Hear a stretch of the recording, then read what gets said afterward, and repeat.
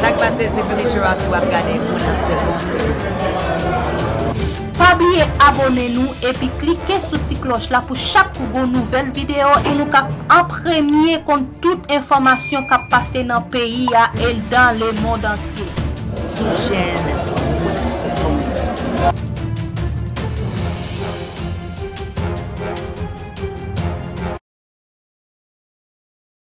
Donc, comme c'est comme ça ici. Et toutes les gens dans l'État, ils ont amusé à prêter l'argent. Ils ont facilité pour jouer l'argent prêté. Ils ont de tous côtés. Et ils ont copie chèque, mais là, dans le nouveau sénateur Yuri Latotsi, ancien sénateur Latotsi, pour l'expliquer nous, chèque ça, maman joue dans l'État, un chèque qui plus.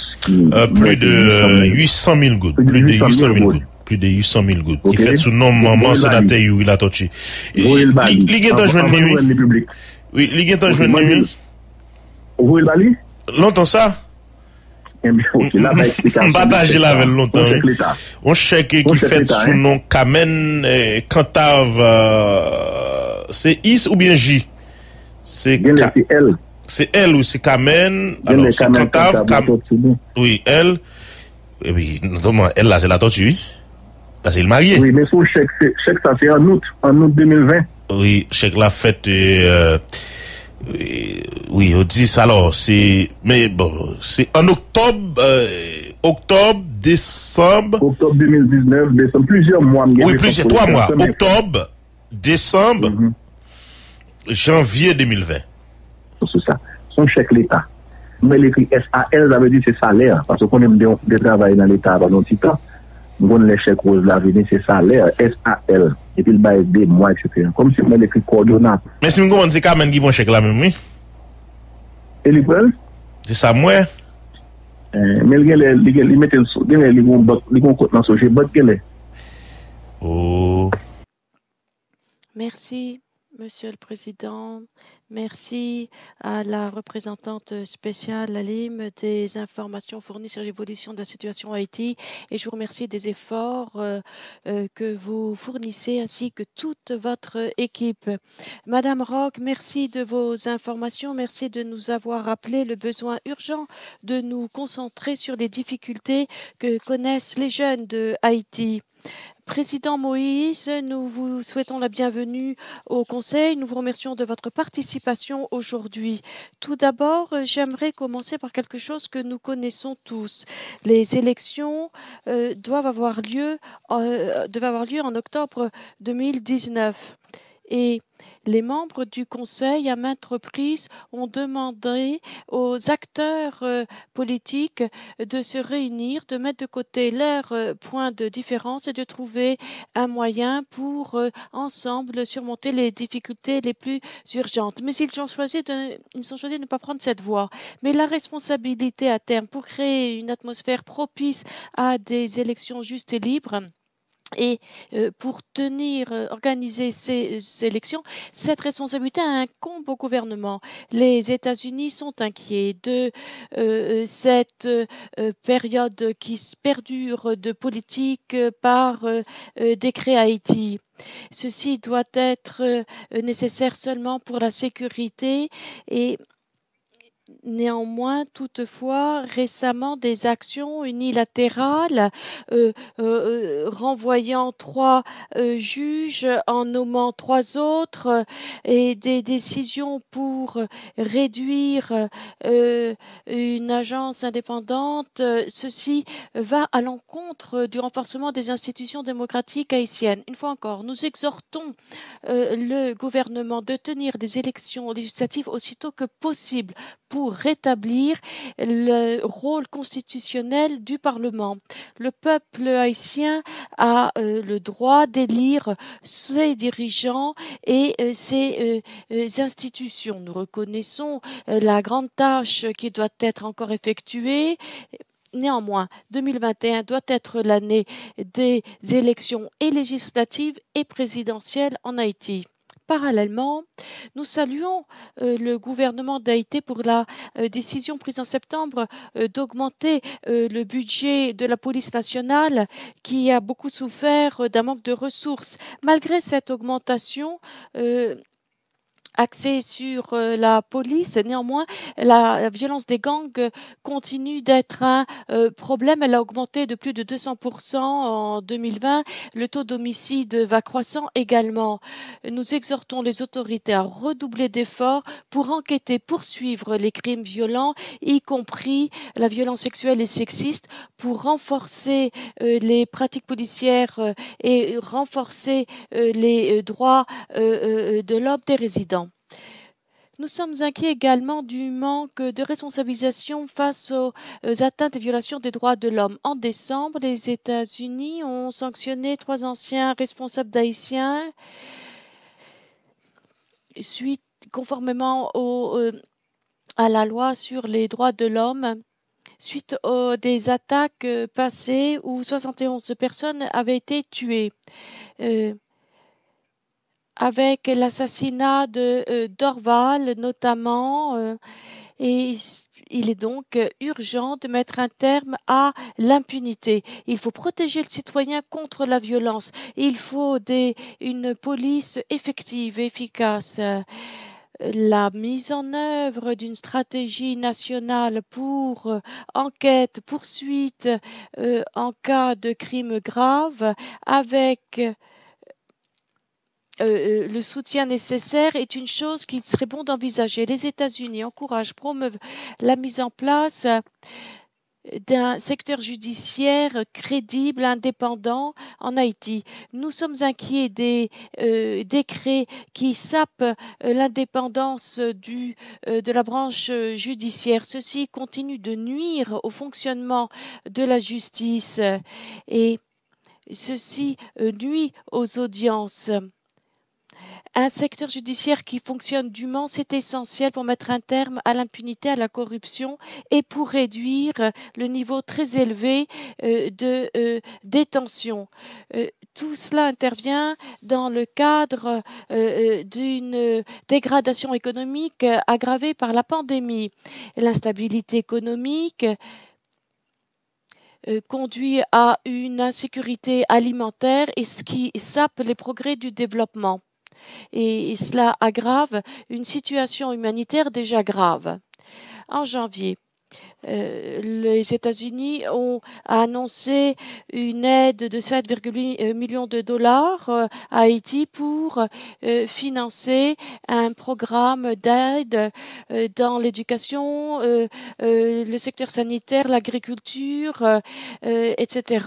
Et avec le gouvernement d'Haïti, la société civile, nous continuerons de travailler pour le développement durable et aider le peuple haïtien sur la voie de l'autosuffisance.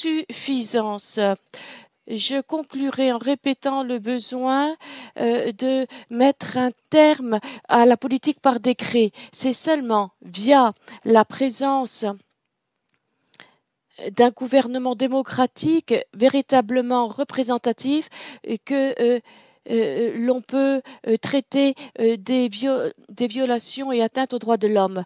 Les États-Unis seront aux côtés d'Haïti pour un avenir meilleur. Merci. Les efforts inlassables de mon administration pour apaiser le climat sociopolitique et faciliter une solution consensuelle à travers le dialogue ont été refusés par certains. Ils ont préféré opter pour la violence politique, la paralysie et le chaos, espérant que cette stratégie permettra de réussir un coup d'État pour installer un gouvernement de transition sans mandat du peuple haïtien. En réponse à cette politique de chaos, le gouvernement a appliqué une stratégie de démantèlement des gangs. La première composante a été la commission de désarmement et de réinsertion qui a connu des succès limités. La seconde, le renforcement des capacités de la police et le démantèlement agressif des gangs. Sur 102 gangs existants, le gouvernement en a démantelé 64 et le travail de rétablissement de la sécurité a été accéléré. Le nombre de kidnappings a considérablement baissé et la population apporte son support au travail de la police nationale. La plupart de ces gangs sont supportés par des oligarques corrompus. Je comprends très bien les inquiétudes exprimées dans le rapport concernant l'insécurité dans le pays au cours des 12 derniers mois. Force est de reconnaître que la police nationale d'Haïti, avec la nouvelle gouvernance, mis en place récemment travaillent d'arrache-pied afin de rétablir l'ordre sur toute l'étendue du territoire national. Des changements importants ont été opérés au niveau du commandement de l'institution policière. Plusieurs réseaux de gangs sont déjà démantelés. Des actions sont en train d'être menées un peu partout dans le pays pour neutraliser les groupes armés et rétablir la sécurité sur toute l'étendue du territoire. La police a su résister aux propositions de corruption de l'institution par des oligarques corrompus qui cherchaient son implosion, ce qui aurait profondément affecté l'avenir de notre démocratie. La remobilisation de l'armée en France, elle a apporté son soutien aux opérations de la police contre les gangs. Comme il est précisé dans le rapport, la part du budget national consacré à la police nationale a augmenté de 53% en 2021 par rapport à l'exercice fiscal 2019-2020 pour atteindre 6,59% du budget national. L'amélioration des conditions de vie des policiers a été au centre des décisions prises. Nous nous félicitons du fait que certains pays amis, comme les États-Unis d'Amérique, la France et la Colombie, apportent leur appui au renforcement des capacités du pays dans le cadre de la lutte contre les enlèvements. Grâce au soutien des agences onusiennes, nous avons mis en place un dispositif de gestion des armes et des munitions conformément à la législation nationale en vigueur et aux instruments internationaux auxquels Haïti est partie. Nous reconnaissons que le renforcement du système judiciaire est un élément essentiel de la lutte contre l'insécurité et la criminalité organisée. C'est dans cet esprit que le gouvernement vient de doter les acteurs du système des outils juridiques plus contraignants pour combattre ce phénomène, pour renforcer l'état de droit et consolider l'appareil sécuritaire. En l'absence d'un parlement fonctionnel, j'ai dû adopter certains décrets qui s'inscrivent dans le cadre de la lutte contre la criminalité organisée, l'insécurité galopante et le kidnapping. Je suis le 5e président depuis 1987 à utiliser cet outil pour répondre aux besoins de notre peuple. Je continuerai à en faire un usage limité jusqu'à l'élection du Parlement et à la prestation du 59e président de la République le 7 février 2022. Toujours dans le cadre des efforts visant à renforcer le système judiciaire, nous avons augmenté le budget 2020-2021 du Conseil supérieur du pouvoir judiciaire de 35% par rapport au budget de l'exercice fiscal précédent. Les lourdes conséquences de ce climat de violence sur la société haïtienne, le fonctionnement des institutions et l'économie du pays ont été soulignés à l'encre forte et répertoriés dans le rapport conjoint du Haut Commissariat des Nations Unies aux droits de l'homme et du Bureau intégré des Nations Unies en Haïti. Ce rapport, qui a été publié le 18 janvier 2021, a dressé le bilan des violations et abus des droits de l'homme perpétrés dans le cadre des manifestations qui se sont déroulées le 6 juillet 2018 et le 10 décembre 2019. Mon gouvernement, dans les prochains 15 jours, et après le Conseil des ministres, publiera le rapport national sur la situation des droits humains en Haïti. Tous les cas mentionnés ont été l'objet d'enquêtes de la part de la Direction centrale de la police judiciaire. En effet,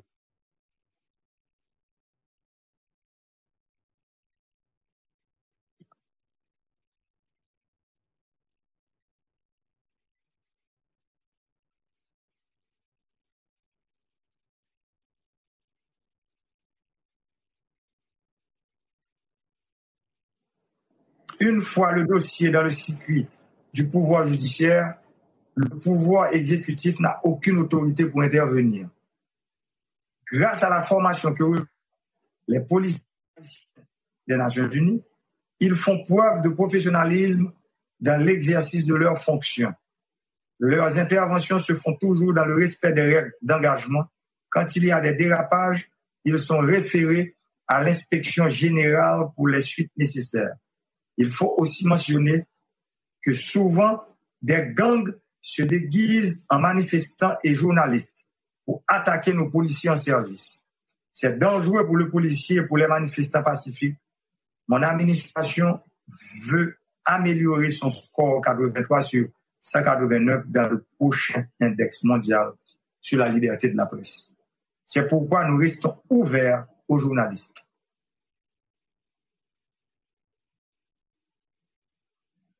Messieurs les membres du Conseil, Monsieur le Président, vous avez noté dans le rapport les appels d'une partie de l'opposition politique à la démission du président de la République.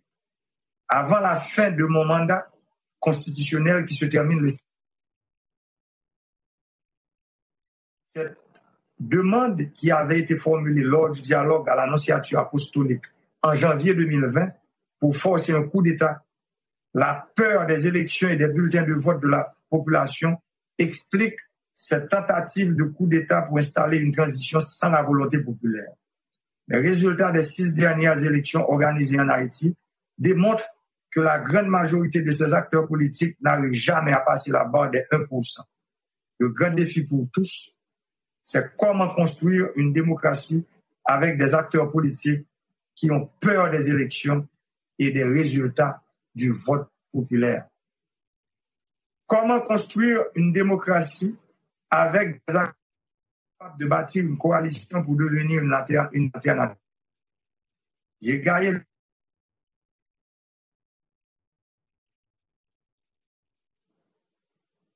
du peuple haïtien. Mesdames, Messieurs les membres du Conseil, ce refus systématique de l'alternance politique par la voie des urnes constitue une source de tension permanente dans le pays. En plus qu'il remet sérieusement en question l'option que le peuple haïtien avait faite pour la démocratie pour sortir de la dictature en 1987. Nous faisons face à une opposition politique qui est dépourvue d'alternance démocratique et de tout projet de société crédible pour la population des villes et des campagnes. Je veux parler de cette opposition radicale. Elle rejette la voie électorale pour accéder au pouvoir. Si nous avons tourné le dos à la dictature pour embrasser la démocratie comme régime politique, nous devons de nous en soumettre à toutes ces exigences. L'élection est l'une des règles fondamentales de la démocratie. Un élu doit être remplacé par un autre élu. Nous voulons et devons travailler pour la sauvegarde des acquis démocratiques. La transition est toujours profitable à une oligarchie politique et économique qui aime bien nager dans les eaux, comme je l'ai dit souvent. Mesdames, Messieurs les membres du Conseil, dans le strict respect du mandat constitutionnel de 5 ans qui m'a été accordé par le peuple haïtien, et depuis ma prestation de serment le 7 février 2017, j'ai toujours pris l'engagement de garantir la stabilité politique, de changer durablement les conditions d'existence de la population et de paver la voie au développement socio-économique durable de la nation. C'est dans cette perspective que je poursuis les réformes structurelles et institutionnelles indispensables à la consolidation des acquis démocratiques, à la préservation de l'état de droit et la réforme en profondeur de l'État afin que celui-ci soit enfin au service de la population tout entière et non d'un petit groupe. Le processus de réforme constitutionnelle en cours et l'organisation des élections à tous les niveaux au cours de l'année 2021 en vue du renouvellement du personnel politique et d'assurer l'alternance démocratique le 7 février 2022 participent de cette démarche.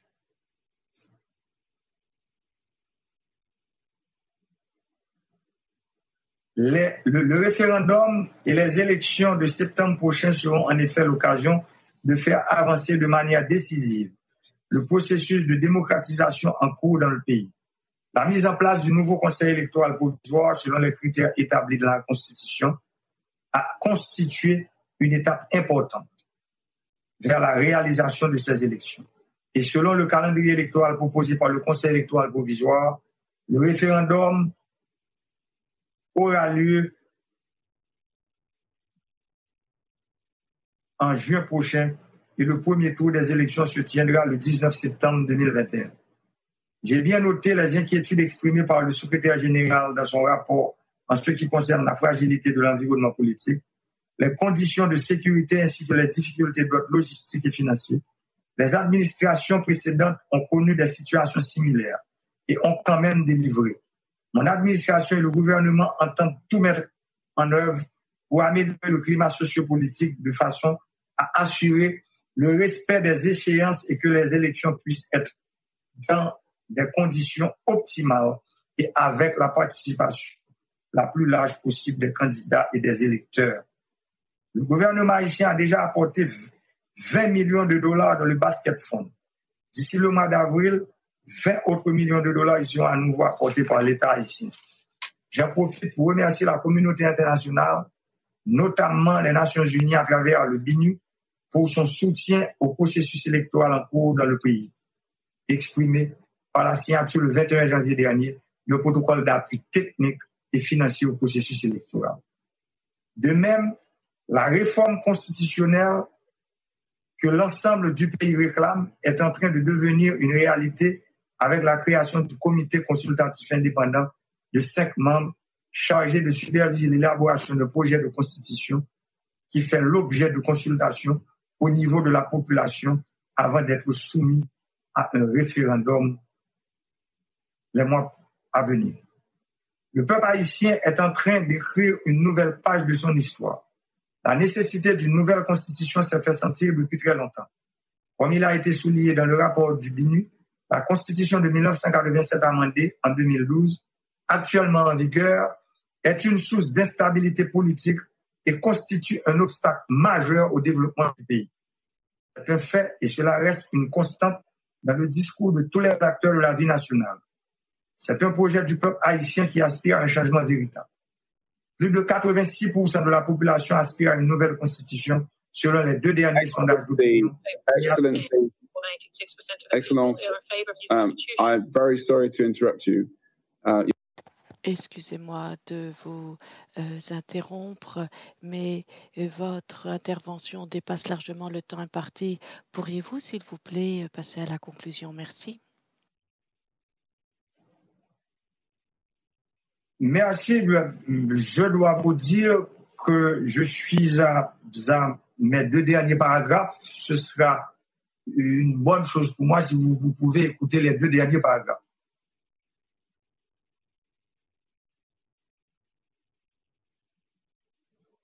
Et je voulais justement vous parler. Au début de mon mandat, j'ai déclaré sans embâche que mon objectif était de mettre en place les bases pour le développement socio-économique d'Haïti et finir une fois pour toutes avec cette longue période de transition que le pays traverse depuis la fin de la dictature en 1985, il y a 35 ans.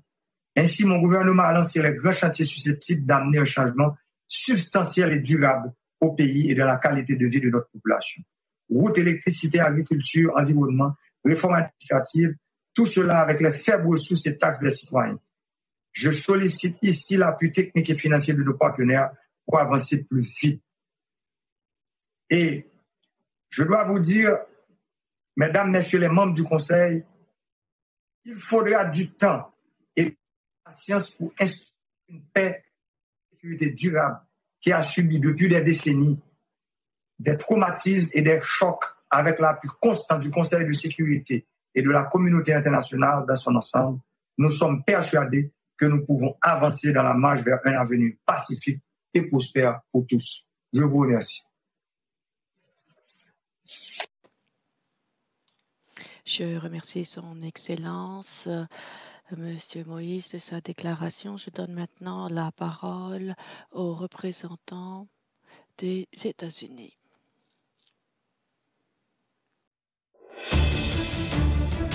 Ça qui passe, c'est Felicia Rossi qui a gagné Pas oublier abonnez-nous et puis cliquez sur la cloche là pour chaque nouvelle vidéo et nous en premier contre toute information qui passe dans le pays et dans le monde entier. Sous chaîne.